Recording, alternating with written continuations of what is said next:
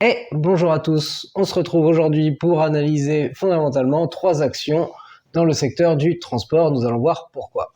Cette analyse fondamentale va se faire comme d'habitude selon les 8 critères qui sont ici sur la gauche, les 5 essentiels et les 3 supplémentaires concernant les dividendes, et nous allons remplir le tableau ci-dessous avec la validation des critères.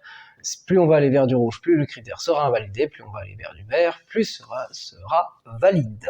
Et pour commencer, pour trouver la première action, nous prenons donc l'indice du SBF 120 avec toutes les actions composantes. Nous trions par rapport aux performances du mois écoulé, du dernier mois, et nous allons prendre du coup les belles valeurs. Alors au niveau de Valorec et Total Energy, nous les avons déjà vus dans 2 vidéos sur le secteur sur l'acier et le secteur de l'énergie. Je ne vais pas prendre de Forcia, Alstom ou encore Valeo ou Ubisoft, puisque vous voyez que ce sont des performances qui ont quand même moins d'un an. C'est davantage pour l'instant des rebonds. Alors ça peut être très intéressant à prendre, mais c'est un peu contre-tendance. Et pour l'instant, en tout cas, je vais me focaliser. On verra, tous ces résultats vont évoluer au fur et à mesure, des marchés qui sont ouverts au fur et à mesure des différentes journées. Mais pour l'instant, la ligne qui apparaît tout en vert, avec une belle tendance, que ça soit sur un mois, avec presque 14% depuis le début de l'année, sur 5 mois, 60% et plus de 92% sur un an, et encore dans le vert sur 3 ans, eh bien il s'agit de Gaz Transport et Technigaz, ou l'entreprise GTT. Et donc c'est parti pour l'analyse fondamentale pour GTT. Cette entreprise GTT, c'est une société française d'ingénierie navale dont le siège est situé à Saint-Rémy-lès-Chevreuse dans les Yvelines. Elle est issue de la fusion des entreprises Technigaz et Gaz Transport, c'est pour ça que ça a encore son nom depuis 2014. C'est le leader mondial de la fabrication de systèmes de confinement à membrane cryogénique pour le stockage et le transport en mer de GNL, gaz naturel liquéfié. La société a développé plusieurs technologies qui permettent de maintenir ce GNL à des températures de moins 63 degrés afin qu'il reste liquide, et cela a permis ainsi un important gain de place et de poids pour les navires méthaniers. C'est son principal avantage concurrentiel. On voit déjà ses principaux clients qui sont du côté des chantiers au niveau de l'Asie. 88% des ventes sont en Corée du Sud, 7% en Chine, 0,8 en Russie, 0,8 en Norvège, 0,5 en France. Donc vraiment très orienté vers l'Asie. En plus de ça, les 0,8 en Russie, je ne sais pas s'ils vont pas disparaître suite à l'invasion de l'Ukraine par la Russie suite à la guerre actuelle. Peut-être je n'ai pas suivi cela, mais dans tous les cas, il est à noter que c'est que 0,8%, donc ça ne fera pas trop mal à GTT s'ils abandonnent cette partie-là de leurs revenus. Sur leur site, vous pouvez voir leur implantation, ils ont mis une carte comme ça au niveau du monde. Si on va voir plus en détail pour l'entreprise, la répartition du CA, donc du chiffre d'affaires, eh bien vous voyez que c'est très orienté vers sur la perception de redevances, 92, presque 93%.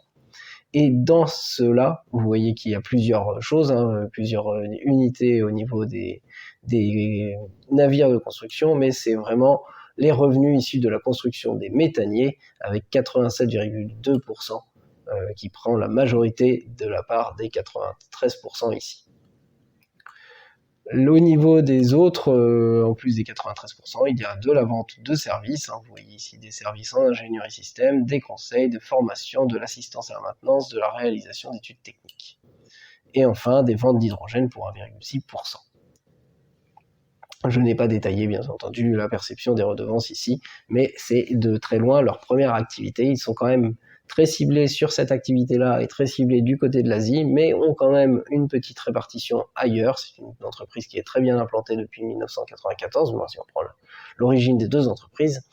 Et donc, du coup, nous pouvons mettre sans problème du vert pour le premier critère du business.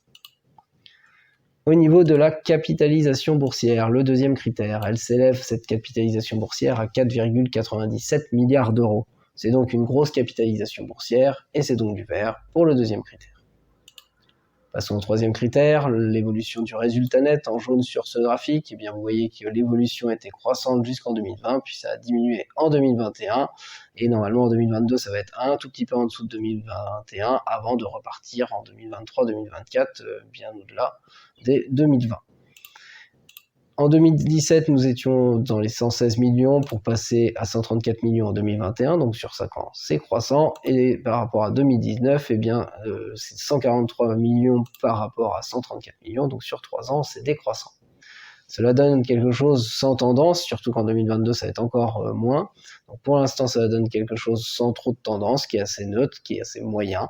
Et donc c'est un critère que nous allons mettre en jaune, mais à l'avenir, il pourra s'améliorer pour repasser dans du vert clair, mais pas tout de suite. Le cours de bourse, eh bien lui, c'est sans appel, il est très haussier, 259,56% de hausse sur 5 ans. Et même sur 3 ans, si nous partons à partir du 24 mai ou du 17 mai, ça ne va pas changer grand-chose, eh bien vous voyez 64,29% de hausse encore sur les 3 dernières années, donc largement supérieur à 5% par an. Et donc c'est un indice complètement en vert, avec une belle augmentation ici sur les derniers temps, où vous avez presque doublé votre investissement par rapport à novembre de l'année dernière. Le PER, le ratio cours sur bénéfice, lui, il est au-delà des 35. Un peu au-delà, certes, mais il est quand même dans cette zone rouge qui va au-delà des 35. Très probablement, et c'est aussi toute la montée ici que nous voyons, toute la tendance que nous voyons, très probablement que les investisseurs, que le marché est en train de pricer les futurs revenus, les futurs bénéfices de l'entreprise, selon les estimations qui sont faites. C'est en tout cas potentiellement ce qui est en train de se passer. Donc après, il faut voir toujours à rentrer sur ce genre de dossier au bon moment. Donc à voir s'il y aura des corrections, si c'est à suivre déjà la tendance qui paraîtrait haussière maintenant. Tout cela, c'est toujours à réfléchir. Mais là, nous nous concentrons sur l'analyse fondamentale. Au niveau des dividendes, pour le premier critère sur les dividendes, l'évolution de ce dividende, et vous voyez sur les 5 dernières années, après avoir marqué un plateau, c'est en augmentation. Donc c'est croissant, mais pas strictement croissant, puisqu'en 2021, le dividende est inférieur à celui de 2020. Donc croissant, non strictement croissant, c'est donc un critère en vert clair. Le rendement annualisé, il est de 2,40%, avec le prix actuel en tout cas de l'action. C'est donc un rendement qui est très intéressant, qui se situe dans la zone qui va de 2% à 3%. C'est la zone que nous mettons en vert clair. Et associé à ce rendement très intéressant, voici la distribution sur le résultat net, ou le ratio de distribution. Et vous voyez que là, ce sont des chiffres qui sont assez importants. Les 85, 85 et 86 ici, en 2017, 2019, 2021, ce sont notre zone orange qui va de 80 à 90. Ici, nous sommes tout près de la zone orange en 2020, mais dans la zone jaune. Et ici, nous sommes tout près de la zone jaune en 2018, mais dans la zone en vert clair.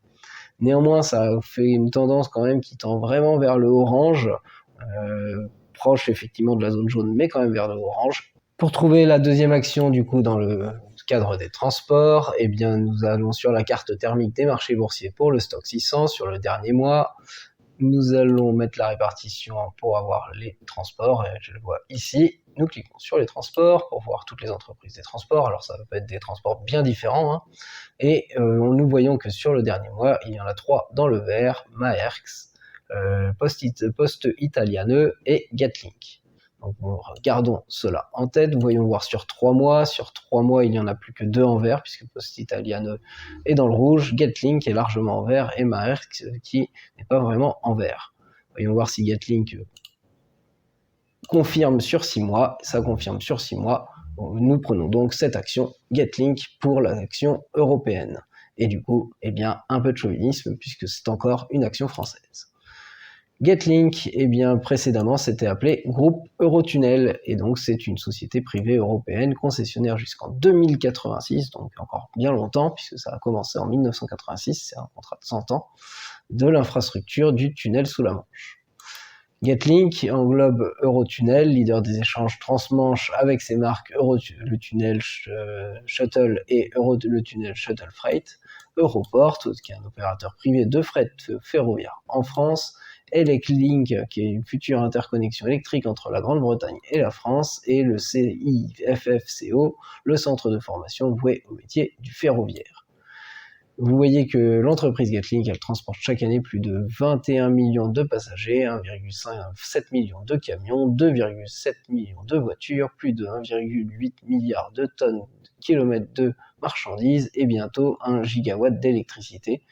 Ce sont les chiffres, tout ça, de 2020. Allons voir un peu plus en détail. Donc bien sûr, on peut aller sur le site, mais c'est pas ici que je vais avoir les détails le plus facile à vous montrer.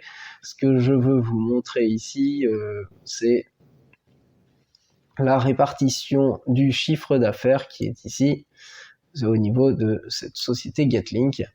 Et du coup, la première chose, à 61,1% du chiffre d'affaires, c'est le transport par navette. En effet, il y a des navettes qui sont exploitées, vous voyez, entre la France et le Royaume-Uni, 15 navettes de fret pour le transport des camions, 9 navettes de passagers pour le transport des véhicules et des autocars. Ensuite, il y a toutes les prestations de services ferroviaires, pour quand même 20% du chiffre d'affaires, puisque Getlink assure le bon fonctionnement du passage dans le tunnel des trains de passagers d'Eurostar et des trains de marchandises exploités par d'autres compagnies ferroviaires. Ensuite, il y a le transport ferroviaire de fret, ça représente quand même 16,8%, c'est ici la filiale Europort. Et enfin, quelques autres activités, des activités liées à la distribution, la télécommunication ou le développement immobilier. Du coup, cette société, on peut pas dire qu'elle est bien implantée dans le monde, puisqu'elle a un passage très particulier, mais ça, c'est son gros avantage concurrentiel, et c'est rien qu'avec cet avantage concurrentiel, nous pouvons mettre du vert pour le business, il est très bon. Et dans tous les cas, vous voyez que ces activités, ces revenus sont quand même diversifiés. Du vert pour le premier critère du business. La capitalisation boursière pour Getlink, elle s'élève à 10,15 milliards d'euros. C'est également une société du SBF 120, une grosse capitalisation boursière, et c'est donc du vert pour le deuxième critère. Passons au critère du résultat net, l'évolution de ce résultat net sur les 5 dernières années, et là vous voyez, ça plonge en 2020 et 2021 avec les pandémies, avec tout ce qui s'est passé en Europe. Et donc du coup, la tendance, clairement, elle est à la baisse, mais pas complètement à la baisse, puisque l'on voit que sur les premières années, ici, c'était en augmentation. Nous allons donc mettre du orange pour ce critère, avec ce critère à la baisse. Néanmoins, il est à noter, c'est pas pour rien que la tendance elle est dans le vert pour cette action, c'est que tout cela devrait repartir. Dès 2022, on va repartir dans le positif et normalement, c'est annoncé, on va dire, une croissance de l'activité au fur et à mesure des années à venir, 2022, 2023, 2024. Ce sont en tout cas les estimations. Et donc, du coup, cette tendance orange ne devrait peut-être pas durer. Le cours de bourse, il est en hausse de 72,20% sur 5 ans. C'est donc une forte hausse sur 5 ans. On voit avec la dernière hausse, là, ici, depuis le début de l'année, plutôt depuis février, 35% quasiment. Et depuis 3 ans, sur 3 ans, nous avons, je en mets, nous avons 35,68% de hausse, donc là, ici, c'est supérieur à 5% par an encore, donc c'est un critère complètement vert pour l'évolution du cours de bourse. Le ratio cours sur bénéfice, vous voyez qu'il ne s'affiche pas, c'est tout à fait normal, puisque l'entreprise est complètement dans le rouge au niveau des bénéfices, même si nous prenons sur les trimestriels, vous voyez que tous les derniers trimestriels sont dans le rouge, et donc du coup, le ratio cours sur bénéfice n'a pas trop d'intérêt, il tend vers plus l'infini, on peut le dire comme ça, il y en a qui le mettent en négatif, mais dans tous les cas, il est très élevé et dans la zone complètement en rouge.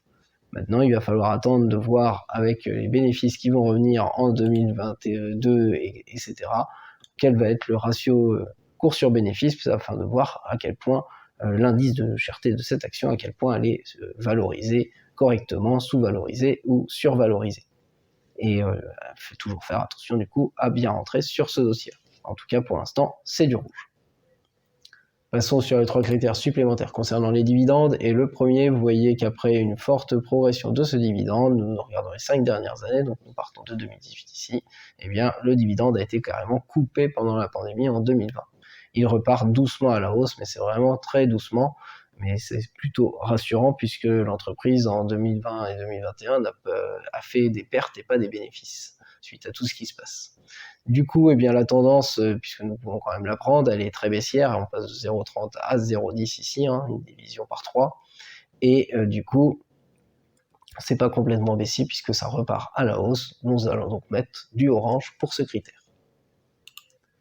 Au niveau du rendement, le rendement il est relativement faible, mais il a le mérite d'exister, il est de 0,56%. C'est un rendement qui se situe entre 0% et 1%, c'est notre zone en orange. Et associé à ce rendement qui est relativement faible, nous pouvons aller voir le ratio de distribution qui va se situer ici. Le ratio de distribution sur les 5 dernières années, eh bien vous voyez que sur les années où l'entreprise faisait des bénéfices, eh bien ce ratio de distribution il était uniquement dans la zone rouge, c'est-à-dire supérieur à 90%, puisque l'entreprise a versé quasiment tout en dividendes. En 2020, c'est 0% puisque ça a été coupé, et ça c'est plutôt pas mal puisque l'entreprise faisait des pertes. Par contre, en 2021, l'entreprise a quand même remis un dividende alors qu'elle est toujours en train de faire des pertes. Donc elle s'est endettée ou puisé dans ses réserves, presque comme les années pendant lesquelles c'était normal. Du coup, eh bien, tout ça, mis à part 2020 où le dividende a été coupé, c'est vraiment très peu positif. Et donc, nous pouvons mettre clairement du rouge pour ce dernier critère, du orange plutôt, puisqu'il y a quand même 2020 où c'est pas en rouge. Mais sinon, nous pouvons mettre du orange pour ce dernier critère, puisque seul 2020 vient sauver un peu la donne. Sinon, pour le reste, il faudra que l'entreprise change un peu sa façon de verser ses dividendes si elle veut assurer une sécurité financière. Pour trouver la dernière entreprise, repartons sur la carte thermique des marchés boursiers, mais cette fois-ci sur le SP500 pour être du côté américain. Mettons les secteurs et nous cherchons les transports. Le secteur des transports est ici. Là, nous voyons qu'il y a 4 entreprises dans le vert pour la période d'1 mois. C.H. Robinson Worldwide, FedEx, Expeditors et JBHT, mais qui est déjà un peu moins dans le vert, donc déjà on va se concentrer sur les 3 autres. Au niveau des 3 mois, eh bien, FedEx est dans le rouge, donc du coup il n'en reste plus que 2, Expeditors et CH Robinson Worldwide. Et si nous prenons la période de 6 mois, eh bien Expeditor passe dans le rouge, nous allons donc nous concentrer sur CH Robinson Worldwide. Et vous voyez que CH Robinson Worldwide, c'est une entreprise américaine de logistique qui fait partie de l'indice Nasdaq 100. Au niveau de ses effectifs, ils sont indiqués ici en 2018, c'est 15 000 personnes environ, et l'entreprise, vous voyez qu'elle est très ancienne, avec une date de création en 1905. Peu de choses sur Wikipédia, au niveau des activités, vous voyez ici les prestations de transport multimodal qui sont sous-traitance, et de l'achat, stockage et transport de produits frais. Nous allons quand même aller voir davantage de choses sur cette entreprise. Elle fournit, cette entreprise, des services de transport de marchandises, des solutions logistiques à des entreprises de divers secteurs à travers le monde. Déjà, c'est plusieurs secteurs à travers le monde, ça donne déjà un peu la teneur de la société. Elle opère sur 2 segments principaux, le transport de surface en Amérique du Nord et le transport mondial. Il offre des services de transport et de logistique tels que le chargement par camion, moins que le transport par camion, qui comprend l'expédition de palettes simples, le transport intermodal et ainsi de suite. On peut voir qu'elle entretient des relations contractuelles avec environ 73 000 entreprises de transport, y compris des transporteurs routiers, des chemins de fer, des transporteurs aériens et maritimes. Vous voyez, là, on est parti dans une entreprise, tout type de transport, et 73 000 contacts au niveau des entreprises, c'est vraiment beaucoup. La société elle est impliquée dans l'achat, la vente, la commercialisation de produits frais, y compris les fruits frais, les légumes, d'autres denrées périssables sous le nom de Robinson Fresh, donc une filiale. De plus, il y a des services de gestion des transports, des TMS gérés, autres services de transport de surface. L'entreprise, elle offre des produits frais aux détaillants, en alimentation, aux restaurants, aux grossistes, aux distributeurs, produits alimentaires par l'intermédiaire d'un réseau de producteurs et de fournisseurs indépendants. Donc vous voyez qu'en plus, au niveau de ses clients, eh bien, il y a vraiment beaucoup de clients diversifiés. Donc en plus d'avoir tous les types de transports, comme nous l'avons vu ici, avec 73 000 entreprises en contact, c'est en plus diversifié quant aux clients et quant au passage, on va dire, jusqu'au client final. Cette entreprise, du coup, ça fait très longtemps qu'elle existe, elle est vraiment bien implantée dans le monde, très en Amérique du Nord, mais aussi dans le monde, et donc du coup, nous pouvons mettre du vert sur le premier critère du business. Le site internet est là, mais nous n'avons pas besoin d'y aller. La capitalisation boursière, elle s'élève à 13,72 milliards de dollars, cette fois-ci, nous sommes du côté des États-Unis. Cette entreprise, elle fait partie du Nasdaq, c'est une grosse entreprise, et c'est donc du vert pour le critère de la capitalisation boursière. Le résultat net, en jaune sur ce graphique, eh bien vous voyez, un peu à l'instar du chiffre d'affaires qui est en vert sur le graphique, eh bien c'est plutôt haussier. Néanmoins, c'est pas tout le temps haussier, puisque vous voyez que en 2018 c'est plus haut, mais en 2019 c'est plus bas qu'en 2018. Par contre, entre 2017, 504 millions de bénéfices et 2021, 844 millions et 2019, 576, on voit que là, la tendance, elle est globalement haussière. C'est une tendance qui est donc croissante sur ce résultat net, sur ses bénéfices pour cette entreprise, même si c'est pas tout le temps le cas, donc c'est pas strictement croissant, et c'est donc un critère en vert clair. Et ça devrait continuer selon les estimations avant de se tasser un petit peu, mais néanmoins on devrait rester dans une tendance quand même en vert clair pour cette entreprise. Au niveau du cours de bourse, eh bien c'est 60,52% d'augmentation sur les 5 dernières années. Alors vous voyez que c'est chaotique, mais ça fait quand même plus de 60% de hausse sur 5 ans, c'est donc très haussier. Et si nous prenons sur 3 ans, le 24 mai, bon, en plus nous sommes dans un trou ici, c'est 35,24% de hausse sur les 3 dernières années, et donc plus de 5% par an. C'est un critère sans appel en vert au niveau du cours de bourse, qui même s'il est un peu chaotique, est en augmentation année après année globalement. Le PER, le ratio cours sur bénéfice, eh bien là il est bien plus faible que pour les sociétés précédentes, puisqu'il s'élève à 15,21, il est affiché à 15,21 entre le prix actuel et les bénéfices actuels. C'est donc un ratio, un indice de cherté qui est peu cher, qui est dans la zone qui va de 10 à 17, c'est notre zone en vert clair. Passons côté dividendes. Sur les dividendes, alors il n'y avait pas d'affichage propre, mais je vous montre les dividendes au fur et à mesure, 2018, 2019, 2020, 2021, 2022, et vous voyez ce qui se passe. Ce dividende n'arrête pas d'être augmenté peu à peu, au fur et à mesure, même si là pendant des longues périodes il n'est pas augmenté, à chaque fois le dernier mois au moins est augmenté, et donc c'est une augmentation strictement croissante de ce dividende sur les 5 dernières années. Donc là, c'est un critère qui est complètement vert pour cette augmentation strictement croissante du dividende. Le rendement du dividende, il est affiché ici à 2,04%. Il est donc dans la zone très intéressante qui se situe entre 2 et 3%. C'est notre zone en vert clair pour ce rendement du dividende. Et associé à ce rendement très intéressant, la distribution sur le résultat net, la ratio de distribution, et bien là aussi vous voyez que c'est sans appel, puisque tout est inférieur à 60%, qui est notre limite pour être en vert. C'est-à-dire que l'entreprise réinvestit beaucoup de tous ses gains, de tous ses bénéfices pour se développer, et donc verse tout de même un dividende intéressant. Et donc du coup, pour ce ratio de distribution, un dernier critère complètement vert. Voici donc le bilan pour ces 3 entreprises dans le secteur du transport, alors des transports très différents. Du côté des françaises, alors tout d'abord GTT, celle qui nous a été indiquée en premier, donc Gaz Transport et Technigaz, eh bien vous voyez que c'est plutôt mitigé. Pourquoi ? Parce qu'il y a parmi les 5 critères essentiels, le PER qui est tout juste dans la zone rouge, mais qui est quand même dans la zone rouge à 36, et les résultats qui sont en jaune, donc qui sont moyens, même si vous voyez qu'il est intéressant de constater que l'évolution du résultat net et du chiffre d'affaires sur 5 ans sont eux dans le positif, et donc du coup c'est quand même une tendance moyenne, mais qui est plutôt quand même sur une tendance en augmentation, et c'est d'ailleurs ça qui est pricé, qui est même plus que pricé dans le cours, c'est ces bénéfices à venir selon les estimations. Donc c'est mitigé, mais ce qui peut être joué, faire attention à bien rentrer, etc., puisqu'il y a déjà une forte hausse, c'est les bénéfices à venir, puisque s'il y a des bénéfices qui sont confirmés, eh bien ce PER pourrait diminuer, et donc ne plus être vraiment dans la zone rouge, et ne plus être totalement dans la zone rouge, là c'est un peu en avance de phase. Du côté des dividendes, eh bien là les dividendes, le rendement est intéressant, le dividende est en augmentation, mais par contre le ratio de distribution il a tendance à être un peu élevé, et donc du coup il faut faire attention à ce niveau-là aussi, puisque c'est pas catastrophique, c'est la zone qui est entre zone jaune et zone orange, mais il ne faudrait pas que pour l'entreprise ça devienne plus que ça. Il faut que l'entreprise gère, même si voilà, c'est une petite alerte, même si rien de dramatique à ce sujet pour le moment.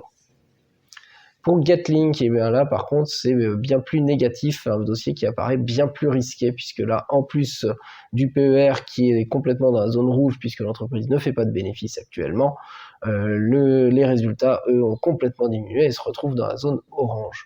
Ce qui est donc pricé, ce qui est donc jouable sur cette entreprise, c'est effectivement le retournement de tendance avec le retour des résultats en 2022 et surtout après en 2023, en 2024 où ça pourrait être beaucoup plus selon les estimations et selon ce qui se passe. Et donc du coup, effectivement, avoir une entrée sur cette action qui peut être intéressante.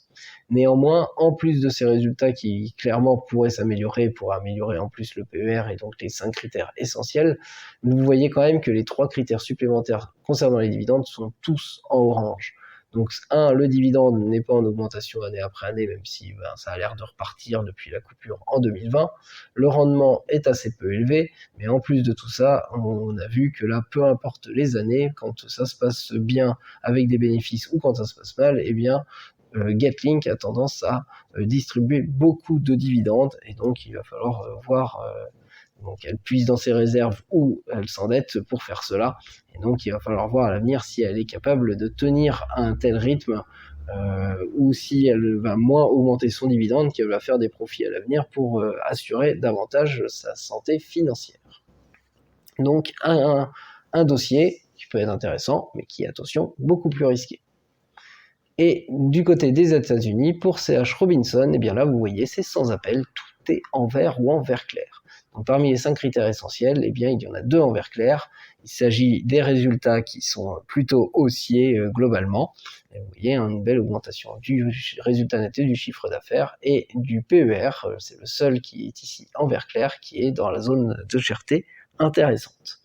En plus de ça, pour les 3 critères supplémentaires concernant les dividendes, et bien vous voyez un dividende en augmentation, un dividende intéressant et qui en plus est parfaitement maîtrisé. C'est pour ça que c'est un très bon dossier qui s'affiche ici à l'écran pour terminer du côté des États-Unis.